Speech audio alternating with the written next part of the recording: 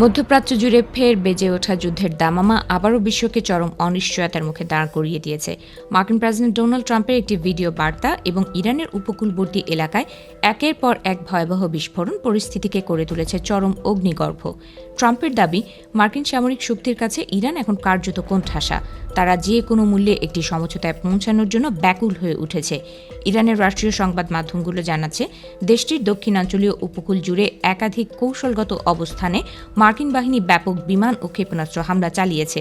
বিশেষ করে বুশেহরে অবস্থিত ইরানের পরমাণু বিদ্যুৎ কেন্দ্র কমপ্লেক্স এবং চাবাহার, কোনারক এবং বন্দর আব্বাসের মতো গুরুত্বপূর্ণ বন্দর নগরীগুলো একের পর এক বিস্ফোরণে কেঁপে ওঠে। ইরান শহরের একটি সামরিক বিমান ঘাঁটিও মার্কিন বাহিনীর জোরালো আক্রমণের লক্ষ্যবস্তুতে পরিণত হয়েছে বলে খবর পাওয়া গেছে।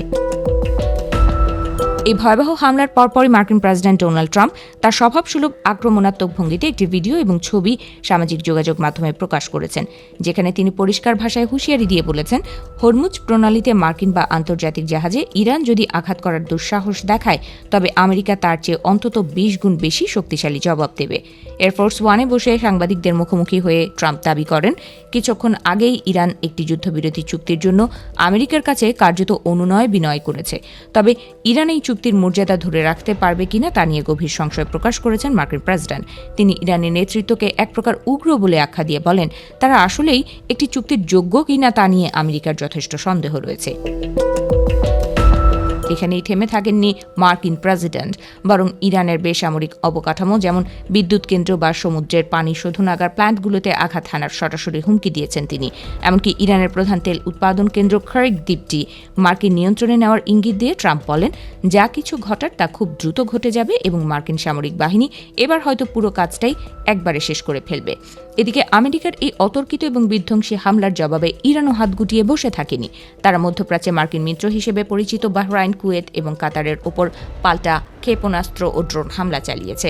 কুয়েতের সামরিক বাহিনী জানিয়েছে, তারা আকাশপথে আসা বেশ কিছু ক্ষেপণাস্ত্র এবং ড্রোন সফলভাবে প্রতিহত করেছে। তবে এই ত্রিমুখী পাল্টা হামলায় পুরো পারস্য উপসাগরীয় অঞ্চল এখন এক ভয়াবহ যুদ্ধক্ষেত্রে রূপ নিয়েছে। ইরানের ওপর পরপর দুদিন ধরে চলা এই মার্কিন হামলার ফলে দুই দেশের মধ্যে হওয়া সাম্প্রতিক অন্তর্বর্তীকালীন শান্তি চুক্তিটি এখন পুরোপুরি ভেস্তে যাওয়ার পথে। ট্রাম্প ইতোমধ্যেই ঘোষণা করেছেন যে তার কাছে এই চুক্তির কোনো মূল্য নেই, যদিও তিনি আলোচনার পথ খোলা রাখার কথা বলছেন।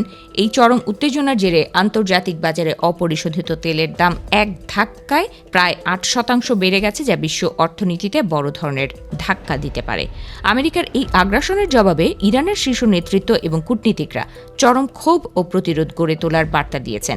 ইরানের পার্লামেন্ট স্পিকার মোহাম্মদ বাকির গেলিবাফ সামাজিক যোগাযোগ মাধ্যমে এক পোস্টে গর্জে উঠে বলেছেন, আমেরিকা এখনও বোঝেনি যে জোর খাটানোর দিন শেষ হয়ে গেছে, আঘাত করলে পাল্টা আঘাত পেতেই হবে।